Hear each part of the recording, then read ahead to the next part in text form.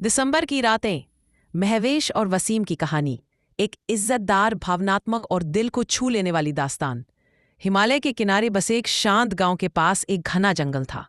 उस जंगल में एक झोंपड़ी में 70 साल के बुजुर्ग वसीम अकेले रहते थे। उन्होंने पूरी जिंदगी किताबों, पेड़ों और प्रकृति की संगत में गुजारी थी। लोग उन्हें जंगल का फकीर कहते थे। सीधे, शांत और दयालु इंसान। उसी गांव में रहती थी महवेश, 18 साल की, पढ़ने लिखने की शौकीन, बेहद जिज्ञासु और दिल की साफ लड़की।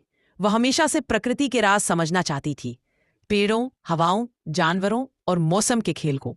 लेकिन गांव में कोई ऐसा नहीं था जो उसे ये सब सिखा सके, सिवाय एक इंसान के, वसीम के।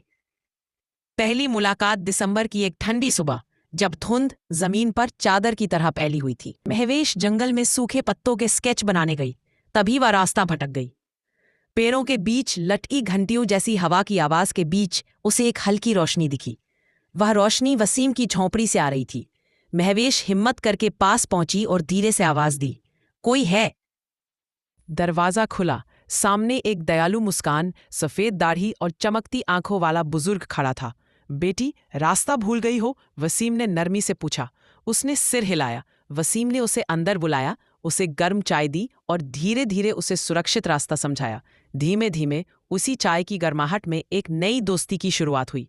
गहरा रिश्ता, बिना किसी स्वार्थ के। महवेश को वसीम में एक अजीब तरह की सुकून देने वाली शख्सियत मिली। एक ऐसी आवाज जो उसे दुनिया की हड़बड़ा से अलग कर देती थी। वसीम ने उसे जंगल की भाषा सिखाई, कैसे पेड़ों की पत्तियां हवा की दिशा बताती हैं, कैसे चिड़ियों की उड़ान से मौसम का अंदाजा होता है, कैसे हर रात की ठंड अपनी कहानी कहती है। महवेश जब भी उनसे मिलती, उसके मन में एक अजीब सी खुशी उठती। वसीम की उम्र बहुत ज्यादा थी, लेकिन उनकी बातों में जो सच्चाई थी, वह महवेश को रोज खींच कर ले जाती।